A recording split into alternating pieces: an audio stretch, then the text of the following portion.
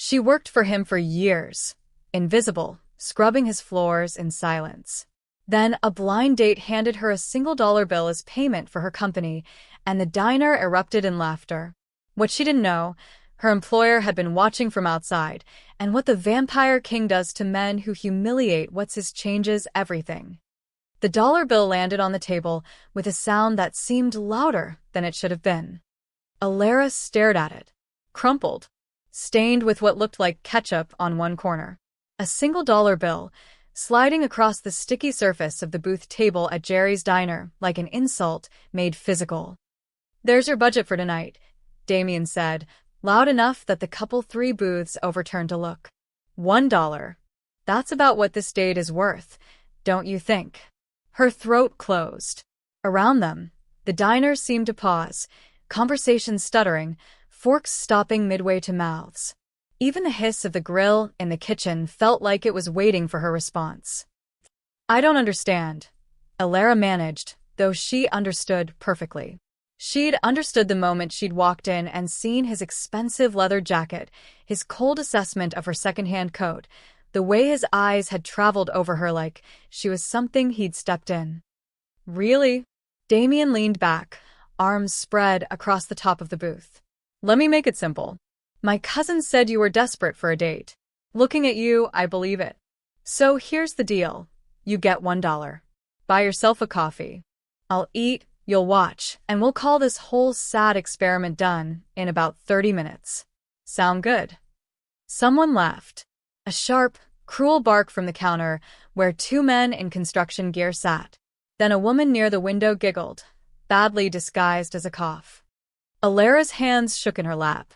She'd worked 2 shifts today at the estate, 10 hours of scrubbing floors, washing windows, changing bedsheets in rooms so vast she could have fit her entire apartment in one of them. Her back ached. Her knees hurt. And she'd come here because her co-workers had pushed and prodded and insisted she needed to put herself out there. "You're a good person, Alisa," Maria had said, practically shoving her out the service entrance. "You deserve something nice." This was what she deserved, apparently. Public humiliation in a diner that smelled like old grease and broken dreams. Why? The word came out smaller than she intended. "Why would you even agree to meet me if? Entertainment value?" Damien shrugged. "My cousin owes me a favor. I told her to set me up with someone pathetic. You fit the bill perfectly. Maid, right? How much do you even make?" "Minimum wage."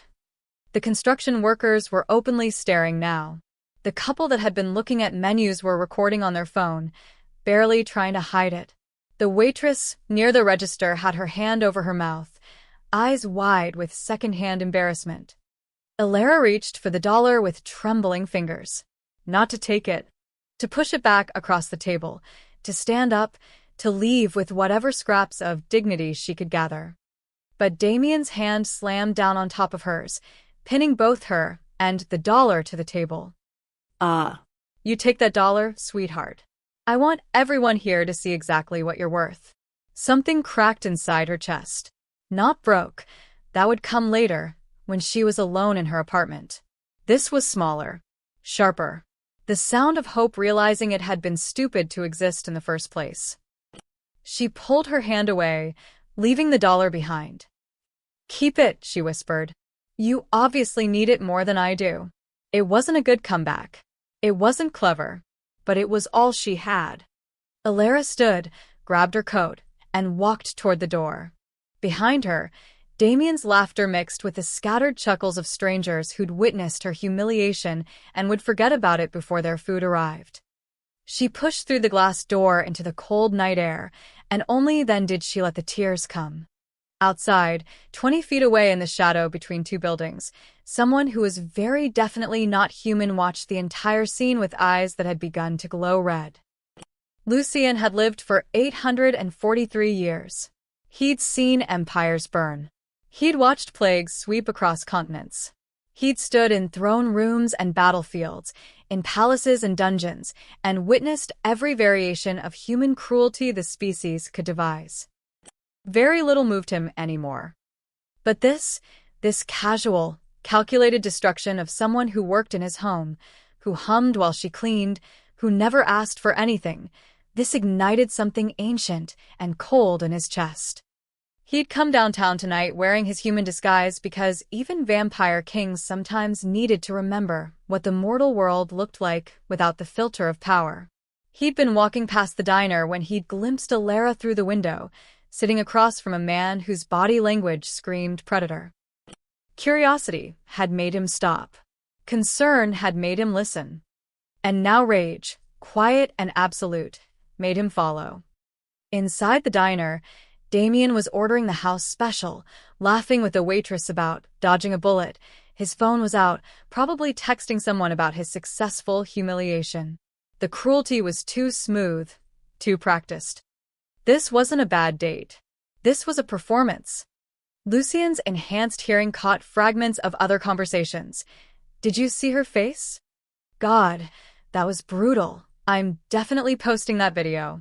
Alisa had made it to the bus stop half a block away. She stood under the flickering streetlight, wiping tears with the sleeve of her coat, shoulders hunched against the cold and the weight of public shame. Lucien could kill Damien right now. Easy. Step into that diner, let the human mask slip, and show everyone what real fear looked like. 30 seconds, and it would be over. But 8 centuries had taught him that the most satisfying vengeance wasn't the quickest. It was the kind that unraveled completely, that revealed every hidden thread, that made people understand exactly what they'd done wrong before the consequences arrived.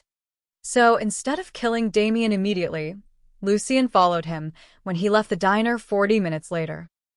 Followed him to a parking lot by the river where the lights barely worked and the shadows pooled deep. Followed him right up until the moment Damien pulled out his phone and made a call that changed everything. Uncle Marcus? Yeah, it's done. The asset took the bait perfectly. Lucien went very, very still. And listened.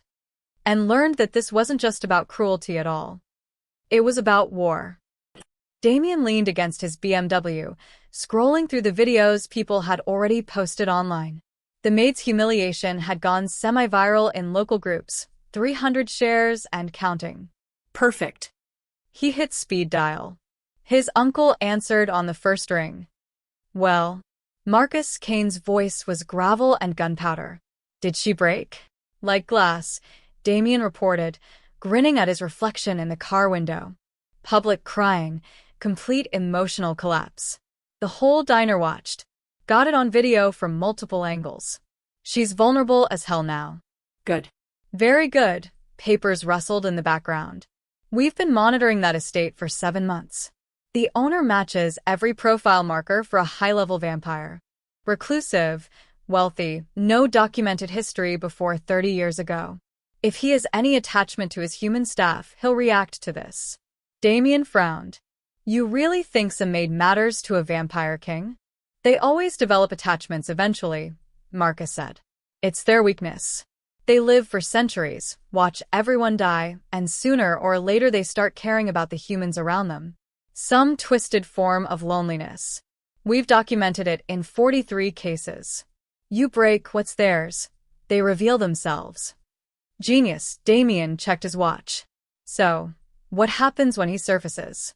We have 17 hunters positioned around the city.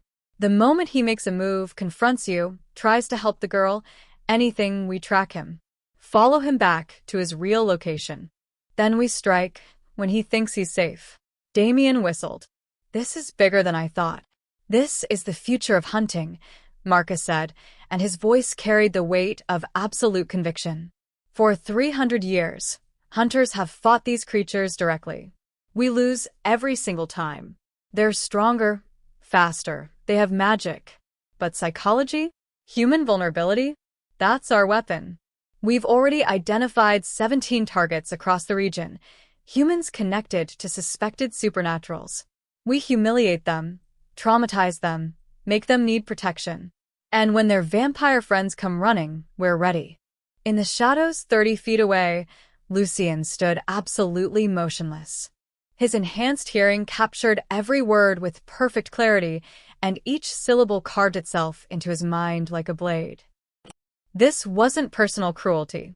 This was systematic warfare. When's my next assignment? Damien asked. Thursday. College student, 22, volunteers at the Supernatural History Museum downtown. We think she's connected to a shapeshifter clan. You'll take her somewhere expensive, let her order, then publicly accuse her of being a charity case. Maximum humiliation. If anyone intervenes protectively, we've got our target. You want me to do this again? You'll do it 17 more times if necessary, Marcus said sharply. This operation is going to dismantle the supernatural presence in 6 states. Every vampire, werewolf, and shapeshifter that thinks they can hide among humans. We're going to use their own emotions against them. What about the maid? Alara? Keep tabs on her. If the vampire doesn't surface in 72 hours, we move to Phase 2, direct contact. We'll approach her, claim we're concerned citizens who saw the video, offer support. Get her to talk about her employer. People share things when they feel vulnerable. Damien laughed. You've thought of everything. I've been hunting these monsters for 30 years. Your father died fighting them directly, charged a vampire nest with holy water and silver bullets. Brave but stupid. This way is smarter. We make them come to us. We make them emotional, reckless. Then we kill them. For Dad, Damien said quietly. For everyone they've killed, Marcus corrected. These creatures are predators. Every single one we eliminate saves human lives. That made you humiliated? She's a collaborator whether she knows it or not. Working for a vampire, taking his money, helping him maintain his human disguise. She's complicit. So, if she gets caught in the crossfire, acceptable losses. This is war, Damien. Start thinking like a soldier. The call ended. Damien pocketed his phone, still grinning. $20,000 when they bagged the vampire. Maybe more if the target was as powerful as Marcus suspected. He could pay off his car, take that trip to Miami, finally. The world went dark. Not gradually. Instantly. Like someone had switched off the sun. Damien spun, reaching for the knife he kept in his jacket, but his hand never made it. Something grabbed him, fast, impossibly strong, and the parking lot dissolved into rushing wind and crushing pressure and the sensation of moving faster than physics should allow. He tried to scream but couldn't draw a breath.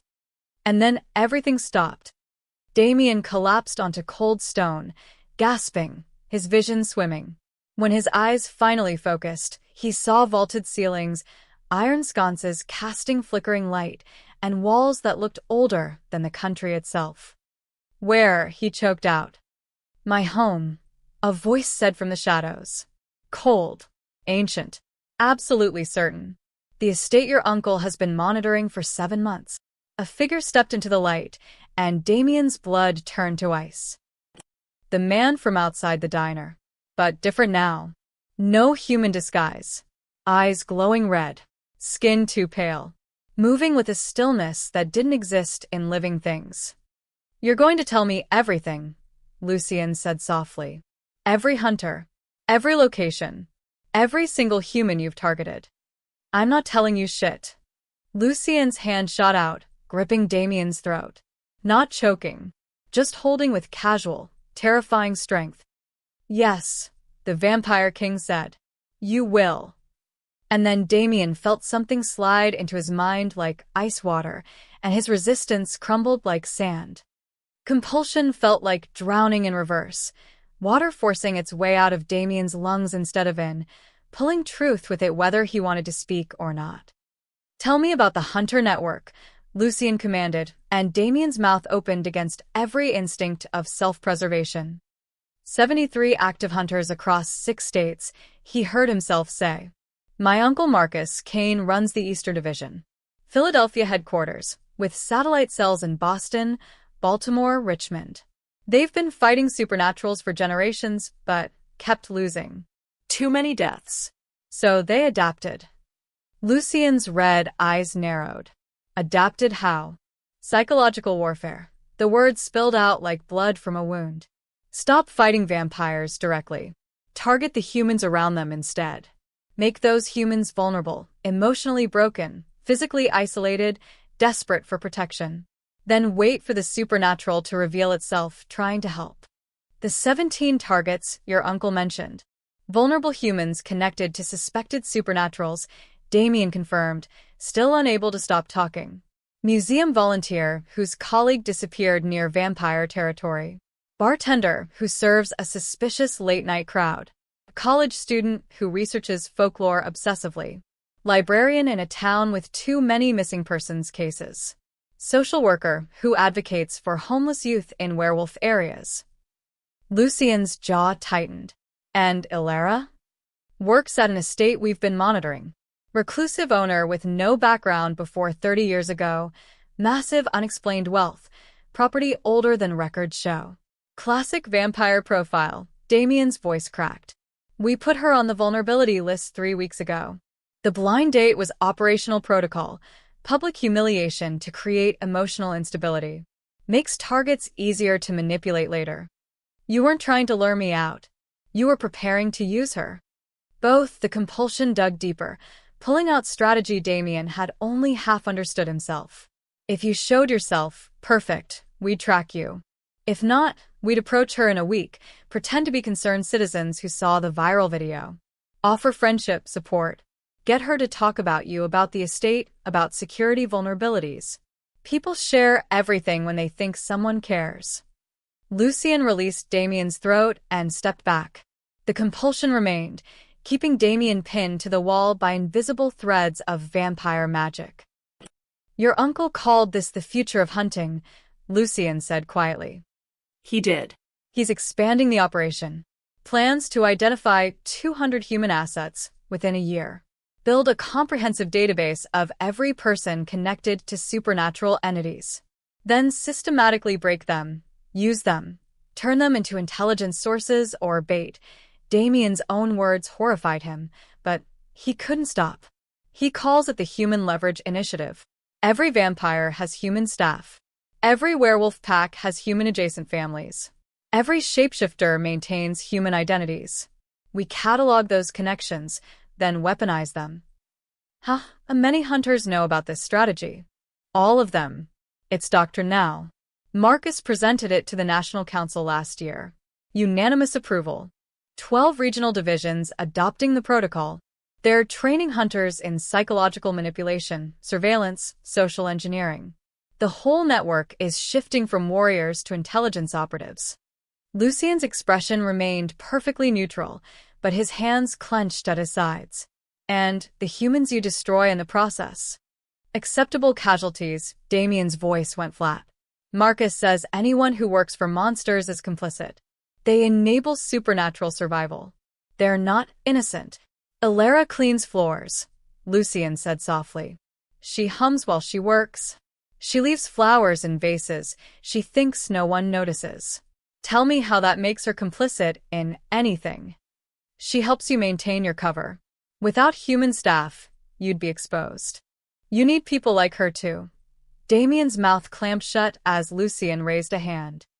Enough, the vampire king turned away, walking toward the far side of the basement where old weapons hung on the stone walls, remnants from centuries of conflicts he'd survived. Your uncle has built something insidious. Not just a hunting operation. A systematic program to exploit human vulnerability and turn emotional connections into liabilities. He's protecting humanity, Damien managed through the compulsion's grip. He's terrorizing innocent people and calling it justice. Lucien pulled an ancient sword from the wall, examining the blade. For a moment, Damien thought his death had arrived. Instead, Lucien set the weapon down.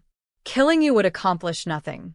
Your uncle would simply recruit another nephew, another expendable foot soldier to execute his psychological attacks. So, what are you going to do? Lucien turned back, and his eyes blazed brighter. I'm going to dismantle the entire operation. Every cell, every hunter, every database and safe house and weapons cache. But first, I need to ensure Ilera is protected, because your uncle made a critical error. What error? He assumed I would react emotionally, rush to defend her, make myself vulnerable. Lucien's smile was cold and ancient. He was half right. I will defend her. But I won't be emotional about it. I'll be methodical. Strategic. I'm going to use every resource at my command, 8 centuries of accumulated power, connections, and knowledge, to destroy a network that thinks human suffering is acceptable collateral damage. Damien's heart hammered. Marcus will kill you. Marcus will try. Lucien walked to the basement door. You'll stay here. Comfortable quarters, adequate food. You're not a prisoner. You're insurance. When your uncle realizes you're missing, he'll come looking. And I'll be ready. He'll know it's a trap. He'll come anyway, Lucien said. Because, unlike him, I understand something fundamental about human nature. He thinks emotional attachments are a weakness. But they're also motivation. He'll come for you, Damien. And when he does, this war he started ends. The door closed with a hollow boom. Damien slumped against the stone wall, the compulsion finally releasing him. And he realized with growing horror that he'd just given a vampire king everything needed to destroy the entire hunter network. Marcus Kane stared at the blinking red on a screen, then watched it disappear for the 3rd time in an hour. Damien's tracker went dead again, he said, voice tight. Last ping was at the Riverside parking lot. 36 hours ago. The woman standing beside him, Hunter Lieutenant Sarah Chen, leaned over the monitor. Could be a malfunction. Dead battery. Damien charges his tracker religiously. Protocol. Marcus slammed his fist on the table, making coffee cups jump. He's been taken. And there's only one creature in this city with reason to take him. The target from the estate. The vampire. Marcus pulled up Alara's file, grainy photos from surveillance, work schedules, her tiny apartment building address. Damien completed the humiliation operation perfectly. The maid broke publicly. If the vampire witnessed it or heard about it, he took Damien as retaliation. Sarah frowned. Or curiosity. If the vampire suspected something, he might interrogate Damien. Extract information about our operations. The color drained from Marcus's face. How much does Damien know? Enough. Regional cell locations. The psychological warfare strategy. The list of 17 targets. Sarah met his eyes. If the vampire uses compulsion, Damien will tell him everything. Marcus was already moving, pulling tactical gear from the weapons locker. Then we operate under the assumption our entire network is compromised. Alert all Eastern Division hunters. Lock down safe houses. Scramble communication protocols. What about the other 16 targets? Put them under surveillance. The vampire might go after them now that he knows their bait. Marcus strapped on a shoulder holster. But first, we leverage the asset we know he's already interested in. The maid. Alara Bennett.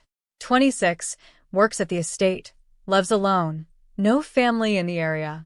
She's isolated, emotionally vulnerable after the diner incident, and clearly important enough that the vampire took Damien over it. Marcus pulled up a street map. We grab her. Use her as bait to draw the vampire out. Force him to expose himself fully. Sarah hesitated. If he took Damien, he's already exposed. Why would he risk more for a human maid? Because these creatures are predictable, Marcus said. They live forever, so they cling to the mortals around them. It's pathological. He already revealed himself by taking Damien. He'll do worse to protect the girl. He grabbed his keys. Get a team together.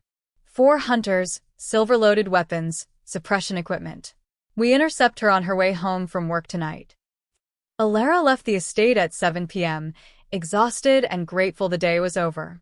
She'd avoided her coworkers all day, couldn't bear the pitying looks after the diner video had spread through the staff. Maria had apologized tearfully. The others had simply stared. She walked toward the bus stop, pulling her coat tighter against the November cold. The streetlights flickered on as dusk settled over the city, casting everything in orange and shadow. She didn't notice the black van that had been parked across the street for the past hour. Didn't see the 2 figures that fell into step behind her as she turned down the quieter side street that led to the main road. But she heard the footsteps. Fast. Too close. Alara spun, and her breath caught. 2 men, tactical gear, moving with military precision. Behind them, the van pulled up, side door sliding open. Ilera Bennett? The taller one smiled, but it didn't reach his eyes. We need to talk about your employer. She ran. Pure instinct, no thought, just the animal understanding that predators had found her. Her feet slapped against pavement, breath burning in her lungs. Behind her, boots pounded closer. Don't make this difficult, one shouted. A hand grabbed her coat. Ilera twisted, slipped free, stumbled forward. The public library loomed ahead, lights still on, people visible through the windows. Safety. Witnesses. She burst through the doors, gasping, and crashed into a reading table. Books scattered. The librarian at the desk looked up in alarm.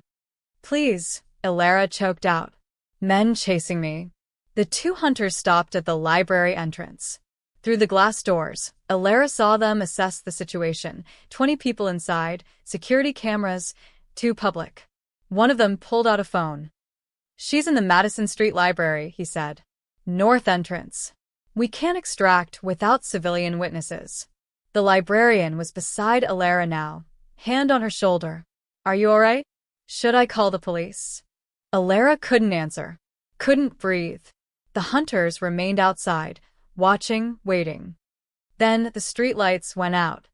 All of them, every lamp on the block dying simultaneously, plunging the street into darkness. The hunters reached for their weapons, but they were too slow. Something moved in the darkness, faster than human eyes could track, darker than the shadows themselves. One hunter went down silently. Then the other. No screams. No shots fired. Just the soft sound of bodies hitting pavement. When the streetlights flickered back on 3 seconds later, both hunters were unconscious on the sidewalk, and a figure stood in the library doorway. Lucien looked exactly as he had outside the diner. Human disguise in place, ordinary coat, unremarkable face. But his eyes found Ilera's through the crowded library, and she saw something ancient and protective flicker in their depths. You're safe now, he said quietly. The librarian blinked. Did you see what happened out there? Power surge, Lucien said smoothly. Those men appear to have been electrocuted by a fallen power line. I've called emergency services. He extended a hand toward Ilera. I work at the estate. Your coworkers were worried when you didn't answer your phone. I came to check on you. It was a lie. A perfect, seamless lie delivered with absolute conviction. Ilera stared at him. At the man she'd cleaned floors for, but never actually met. At the employer who'd somehow appeared the moment she needed help. How did you know? We should get you home, Lucien interrupted gently. It's not safe to walk alone tonight. Outside, sirens approached. The unconscious hunters would wake with no memory of what had hit them.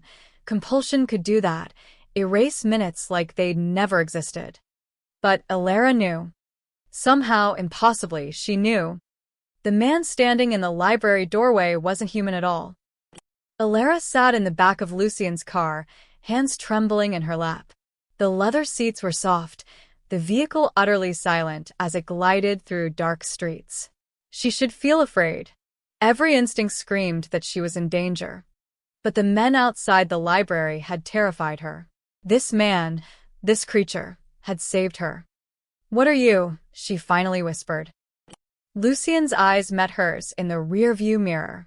Red flickered there briefly, then faded. Someone who should have protected you better. I apologize for that. The blind date. You were there. I was. And those men who chased me, they weren't random. No, Lucien turned down a road Ilera didn't recognize, heading away from her apartment. They're hunters.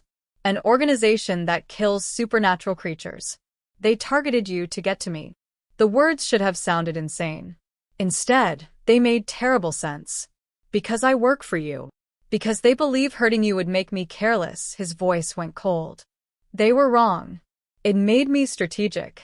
They pulled into an abandoned rail yard, rusted train cars looming like metal ghosts under a half-moon. Ilera's fear spiked, but Lucien parked and turned to face her. I can take you somewhere safe, he said. A protected location where hunters can't reach you. But first, I need you to understand what's happening.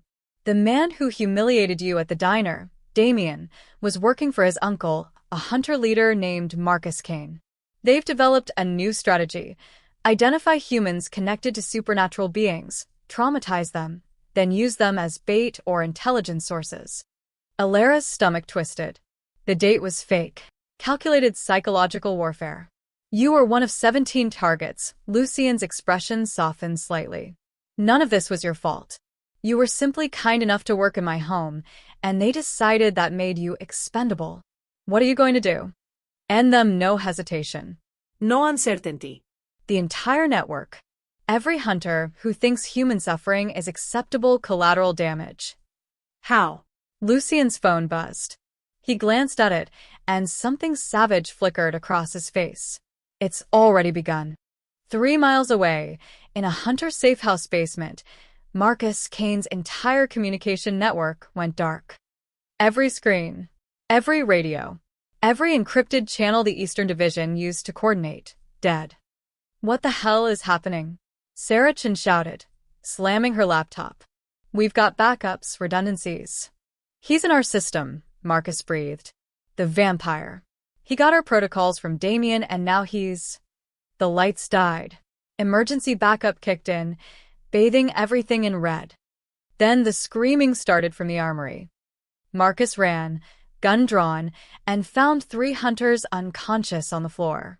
The weapons vault stood open, empty. Silver bullets, holy water, wooden stakes, ultraviolet equipment gone. Thousands of dollars of supernatural killing gear vanished.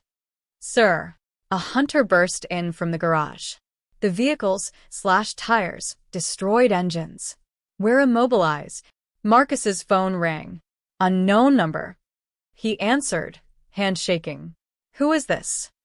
Someone making a point. Lucien's voice was silk over steel. You thought you could weaponize human vulnerability. Let me show you what actual strategy looks like. You can't fight all of us. I'm not fighting. I'm dismantling. In the background, Marcus heard sounds of destruction. Right now, my people are hitting 12 hunter locations simultaneously. Communication hubs destroyed. Weapons confiscated. Your financial accounts frozen by contacts in banking I've cultivated over centuries. Your safe houses compromised by compulsion. 3 of your own hunters just gave me every location after I asked nicely. You're turning our own people. I'm showing them the truth. That your crusade traumatizes innocent humans. That your nephew terrorized a young woman as policy. That you call human suffering acceptable losses. Lucien's voice dropped. Some of your hunters have consciences. They're walking away. The ones who don't, they'll wish they had. The line went dead. Marcus stood in the empty armory, surrounded by unconscious colleagues, and felt the first true fear he'd experienced in 30 years of hunting. By dawn, the Eastern Division's infrastructure was in shambles. 7 communication hubs destroyed. 4 weapons caches emptied. 18 hunters had deserted, horrified by the psychological warfare strategy they'd only half understood. Another 12 were unconscious in hospitals with no memory of what had hit them. And Lucien hadn't killed a single one.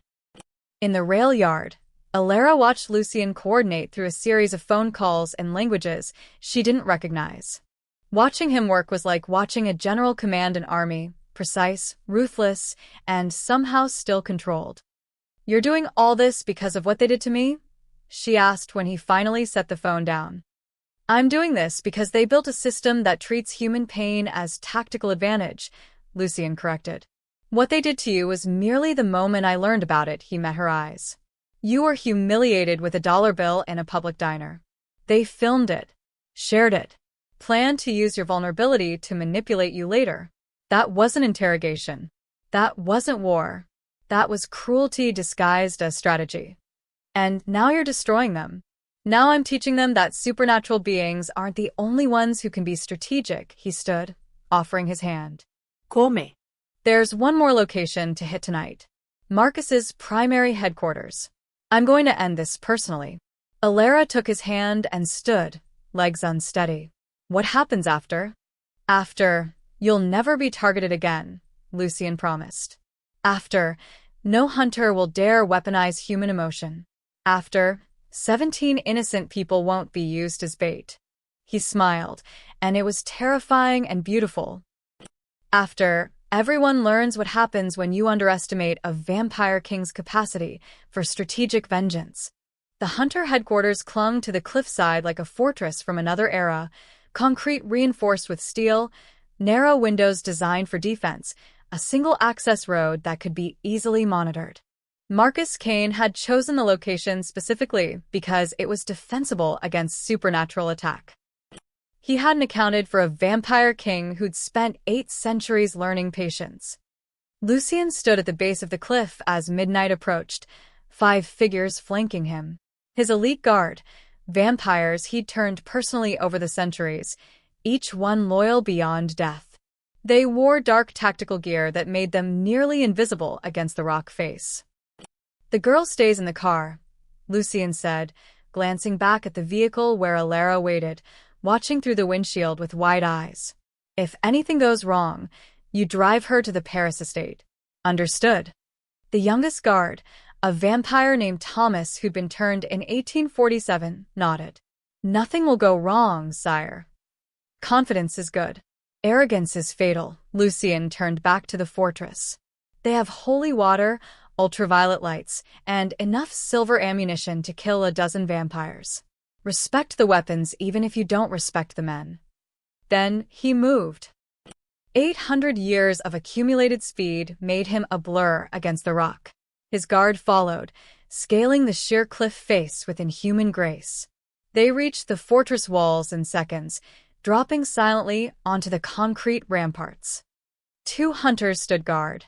They died before they could raise an alarm, not killed, but rendered unconscious with pressure points that would keep them down for hours.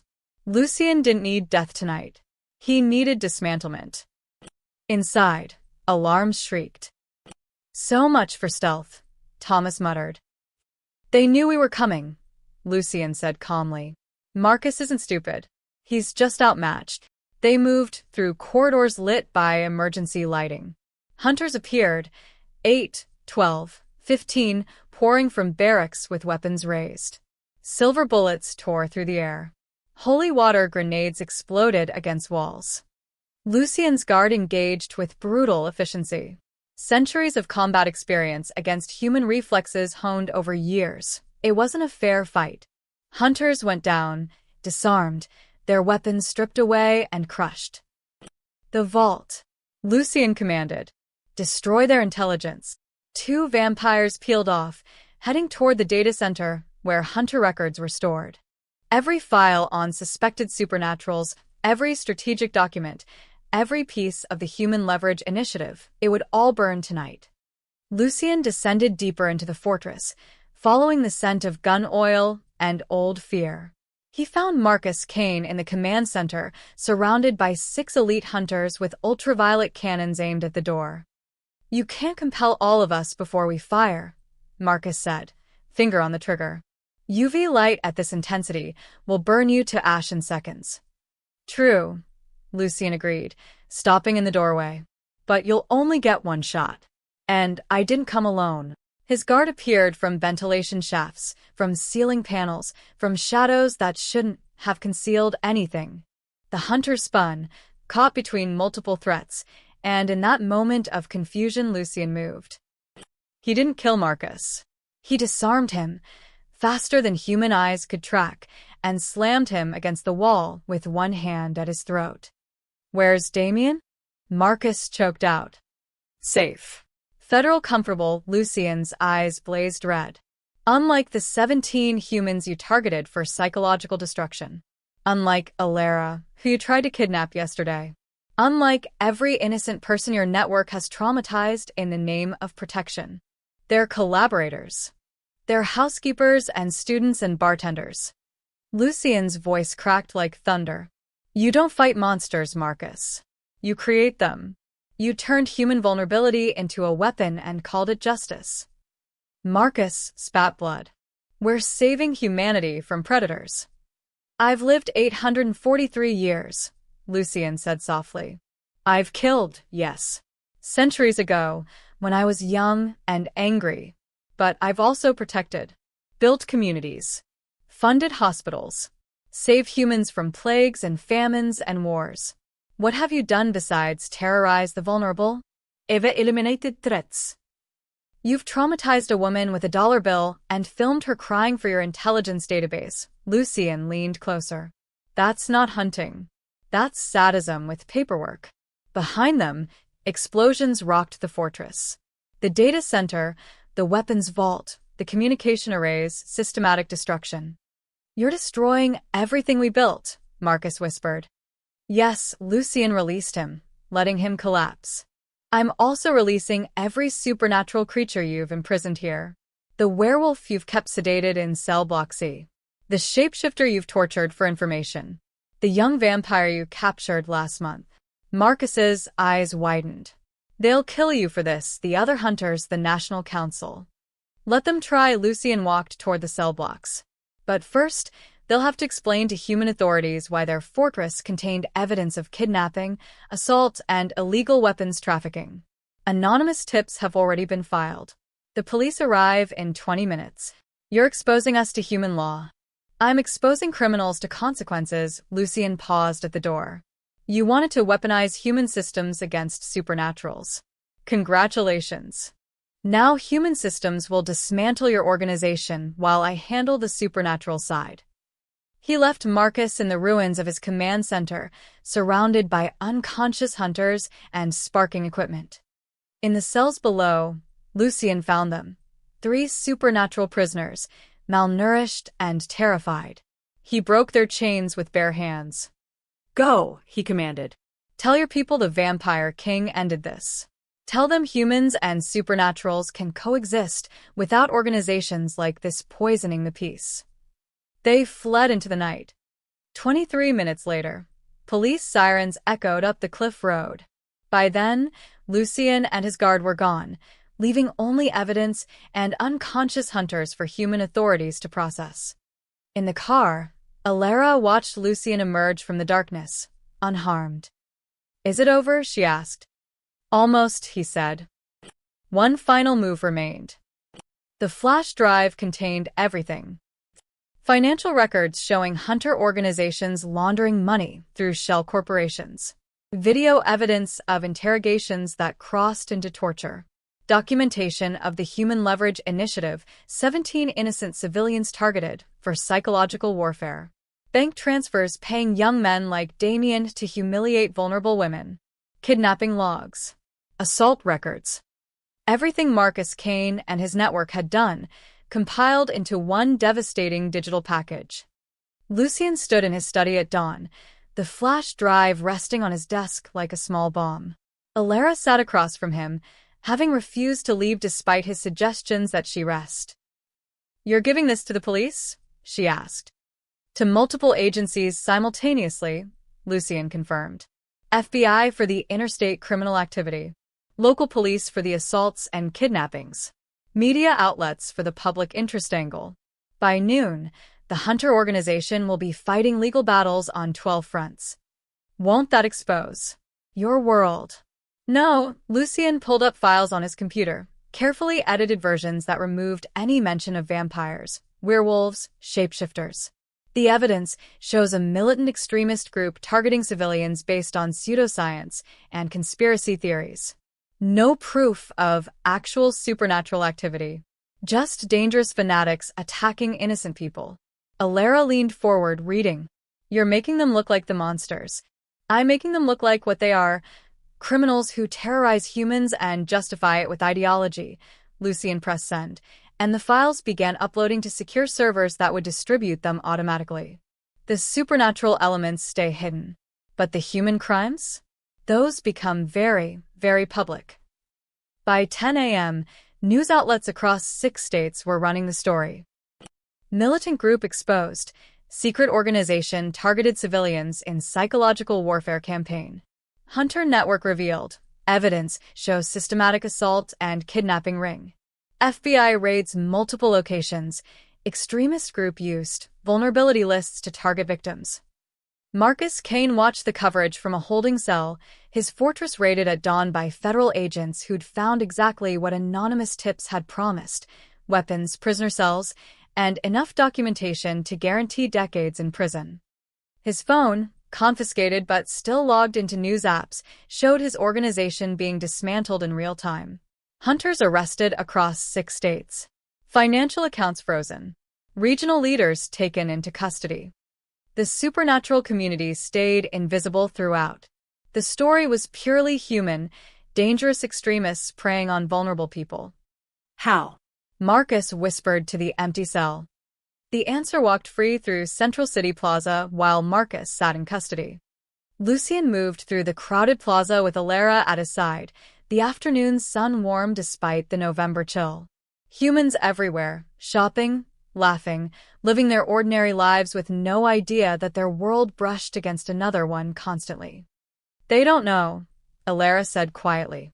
All these people, they have no idea supernatural creatures exist. That's intentional, Lucien replied. Most supernaturals prefer invisibility. We've learned that exposure brings persecution. Better to live quietly among humans than constantly fight them. But the hunters knew. Some humans always know. The question is what they do with that knowledge. Lucien guided her toward a bench overlooking a fountain. Marcus une chose violence. Others choose coexistence. A few even choose alliance. Alisa sat, watching children play near the fountain. What happens now? The hunters who weren't arrested, will they retaliate? They'll be too busy with legal defense and public scandal. Lucien sat beside her. And I've sent word through supernatural channels. Every vampire, werewolf, and shapeshifter in the region now knows that the Hunter Network used human psychological warfare as their primary weapon. The strategy only worked because we didn't expect it. Now we do. So they've lost their advantage. Completely. And the supernatural community is grateful. Lucien's phone buzzed with messages. Clan leaders, pack alphas, coven masters, all thanking him for eliminating the threat without exposing their world. I've received 17 messages this morning praising my restraint. They expected me to slaughter every hunter. Instead, I used human systems to dismantle a human organization. Why didn't you? Alisa asked. Kill them, I mean. You could have. Lucien was quiet for a moment. Because Marcus was partially right about one thing: there are supernatural creatures who prey on humans. Not many, but they exist. Humans deserve protection from actual threats. But targeting innocents like you, weaponizing vulnerability, traumatizing people for strategic advantage? That's not protection. That's cruelty disguised as duty. The dollar bill, Alisa said softly. All of this because of a dollar bill. All of this because I witnessed calculated cruelty and discovered it was systematic. Lucien turned to her. You were humiliated in a public diner. Damien filmed your pain and reported it like a mission success. His uncle built an entire network on that philosophy, that breaking humans emotionally was acceptable if it served their goal. I couldn't allow that to continue.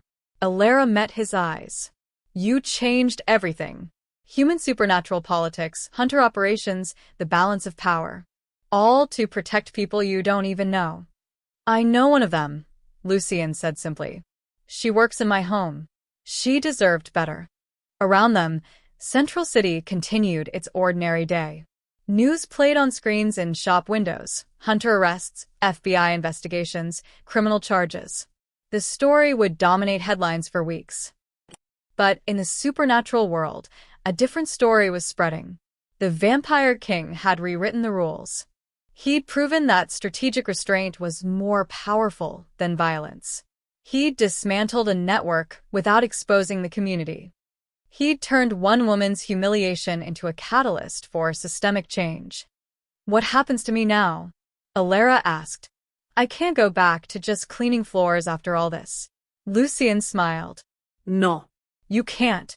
Which brings us to tomorrow's conversation. About what? About a new position. One that ensures you're never vulnerable again. The west wing of Lucien's estate looked different in daylight. Alisa had cleaned these halls 100 times, but she'd never really seen them. The way sunlight streamed through stained glass windows, painting the marble floors in blues and golds. the way centuries-old tapestries told stories she'd never stopped to read. She'd been summoned to Lucien's private study, and her stomach twisted with uncertainty. The past 7 days had turned her entire world inside out. She'd gone from invisible maid to the center of a supernatural war, from humiliated and broken to protected and valued. But she didn't know what came next. Lucien stood by the window when she entered, wearing a simple dark suit that somehow made him look more otherworldly rather than less. He turned as she closed the door. "Thank you for coming," he said formally. "You're my employer. You summoned me." Alisa twisted her hands together. "Am I being fired?" "No," Lucien gestured to a chair across from his desk. "Please sit. We need to discuss your future." She sat, heart hammering. Through the window behind him, she could see the estate grounds, acres of maintained gardens, high walls that suddenly seemed less decorative and more protective. "The Hunter network is largely dismantled," Lucien began, sitting across from her. "Marcus Kane and 37 others face federal charges. Their organization's credibility is destroyed. The remaining hunters are scattered, defensive, and significantly less dangerous." "That's good," Alisa said carefully. "It is. However, you're now known to the supernatural community. Your name appeared in hunter documents. Your connection to me is recorded. Even if those records are now in FBI custody," Lucien's expression was serious. "You can never return to being completely invisible. Some entities will know you worked for a vampire king during a conflict." Fear spiked. "So, I'm still in danger." "You're marked as protected," Lucien corrected, "which is both safer and more complicated than being unknown. The supernatural world operates on reputation and power structures. My protection means no creature would dare harm you. But it also means you can't return to a normal human life without that shadow following you." Alira's throat tightened. "So, what are you saying? I have to leave the city? Go into hiding?" "I'm saying I'm offering you a choice." Lucien pulled a folder from his desk. "Option 1. I can relocate you. New city, new identity, financial support to start fresh. You'd be safe, anonymous, able to live a completely ordinary human life far from supernatural politics. And Option 2. You stay here, in the estate. But not as a maid." He slid the folder across the desk. "As my human liaison."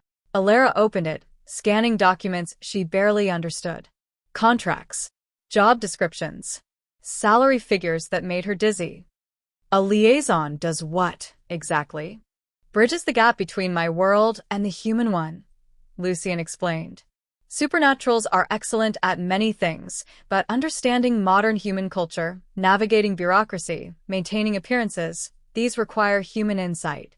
You'd manage the estate's human-facing operations, coordinate with vendors and contractors, handle legal matters that require a human presence." "You want me to work for you officially? In public? I want you to have a position that reflects your value and ensures your protection is formal, not circumstantial." Lucien leaned forward. "What happened to you is unacceptable. You were targeted, humiliated, and terrorized because you were perceived as weak and expendable. I want to ensure that never happens again." Alisa stared at the contract. The salary alone was more than she'd made in 5 years of housekeeping. But it wasn't the money that made her hands shake. "Why?" she whispered. "Why do you care so much? I'm just a maid who got caught in something bigger than myself." "You were underestimated," Lucien said quietly. "Damien looked at you and saw someone disposable. Marcus Kane saw a tool to be manipulated. Even your coworkers saw someone who needed pity." His eyes met hers, still red-tinged, still ancient, but somehow gentle. "I saw someone who worked double shifts without complaint, who brought beauty to rooms she thought no one noticed, who defended herself with a dollar bill and whatever dignity she could salvage. You were never disposable, Alisa. You were simply unprotected." Tears pricked her eyes. "This is too much. I don't have any experience with supernatural politics, or you'll learn. I have 8 centuries to teach you." A ghost of a smile touched his lips. "And you've already proven you can survive a war. Everything else is just details." Alisa looked down at the contract again. At the position title, Human Liaison and Estate Manager. At the clause ensuring her protection extended to family and friends. At the salary that would change her life. At the simple truth that she'd never have to feel powerless again. If I accept this, she said slowly, I can't go back to being invisible. No. You'll be visible. Protected. Valued. Lucien's expression grew serious. But also marked as part of my world. That comes with complications. More danger? More responsibility. More knowledge. More consequences for your choices, he paused. But also more power to ensure you're never targeted again. Never humiliated. Never treated as disposable. Alisa thought of the diner. Of Damien sliding a crumpled dollar bill across the table.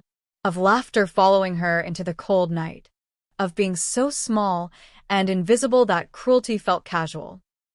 She thought of the past 7 days. Of watching a vampire king dismantle an entire organization because one woman had been humiliated.